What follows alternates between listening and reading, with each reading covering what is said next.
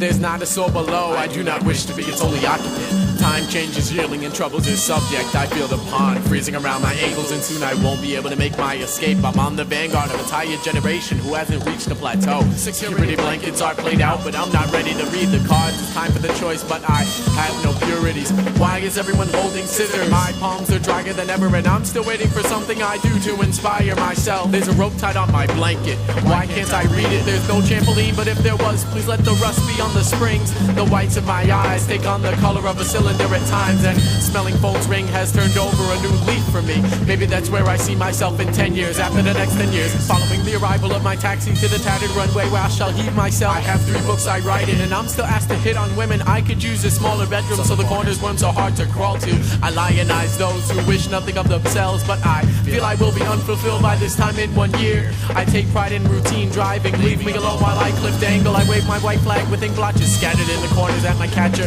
She understands my signals and sits for me. Her timing is all but inappropriate, and I feel releasing either way would be my best bet. I've got so much to lose, yet I'm completely unaware of any sort of wrongdoing. It pains me to think of the damage I could do to myself, sitting in the field smiling at prairie dogs that nibble at my dormant temper. I could take it with me, but I would never want to return to this place, and that's what makes being a prairie dog so simple. The adolescent gust threw me even further off the mark, but she readjusted her place in the ride to accompany me home. And during shoe switching, I appeared to have written a piece that would blanket me forever.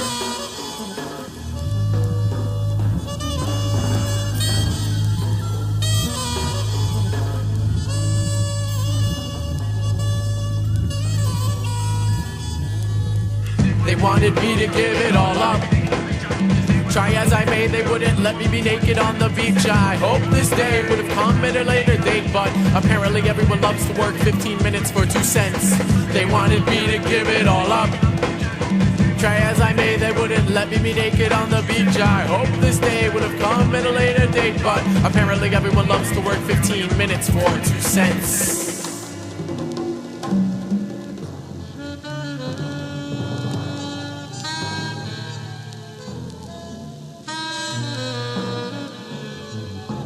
Sooner than I thought, I had to accept everyone in this world. The muggers, the looters, the rappers, the mothers, the fathers, they all completed me in some way. The streets are darker than the hearts of the people that walk them. I've grown weary of running, and the souls of my parachute shoes are all but present. The weather looks worse under a solitary street light, and I miss the soil of my cliff top and the other naive yet content. My sense of touch is fading, and I cannot even grasp the concept of heartfelt woes. This feeling of shattering stained glass is one I never wish for anyone. I've got my smaller room, and it hasn't stopped getting smaller. The rust seeping in from the ceiling is a golden tint I've never seen before, and my outlook on myself has been cut off completely. My blanket is now floating in a sea of naked bodies. I wish one of the floaters had the strength to retrieve it and use it for all it's worth. While they're at it, they could use the concealed pocket to smuggle all their secrets into the ride and make a valiant attempt at passing as one of the safe.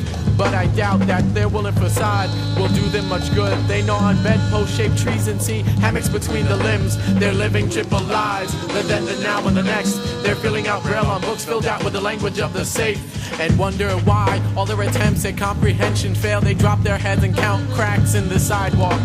This is much more entertaining than previously taken measures. The feather tip pen they use is whittled down to down, and down their hearts sink. A blanket is useless to them now. If I could only be as potent a catcher as my mentor. She showed me the ropes once, but without my blanket beside me. Model ships within plastic bags became model bags around plastic ships. Shoulder blade chips on the population, their light heads hanged as if in the gallows. This is true. They drag their forearms and gather pebbles to stuff their ears with. It's no wonder the prairie dog would have stayed here. It would have loved it as much as I would have liked to.